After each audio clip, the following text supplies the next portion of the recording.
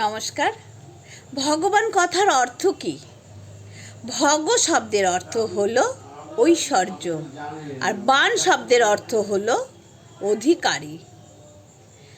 তাই ভগবান কথার অর্থ হলো যিনি ঐশ্বর্য অধিকারী।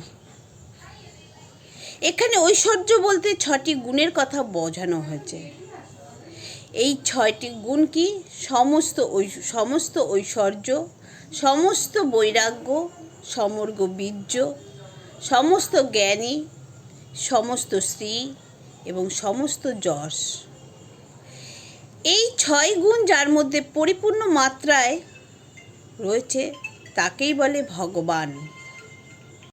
সুখ দুঃখ একে অপরের পরিপূরক।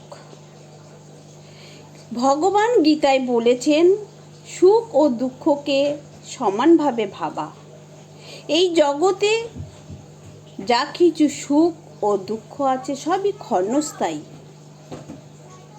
তাই যদি আপনি অনেক সুখে থাকেন তাহলে আপনি জানবেন আপনার আগের জন্মের পুণ্যফল ক্ষয় হচ্ছে, আর যদি অনেক দুঃখে থাকেন তাহলে জানবেন পূর্বকর্মের পাপ দূর হচ্ছে।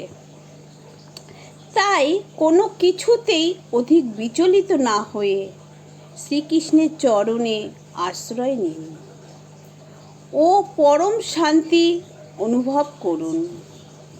প্রতিদিন ঈশ্বরের কাছে এই প্রার্থনা করুন যে, হে ঈশ্বর, আমার মনে শান্তি দাও, আমার কথায় মাধুর্য দাও এবং আমার কাজের সৌন্দর্য দাও, যাতে আমি সবার সাথে সহানুভূতি ও ভালোবাসার সাথেই চলাফেরা করতে পারি। সবাই ভালো থাকবেন, সুস্থ থাকবেন। নমস্কার। Good night.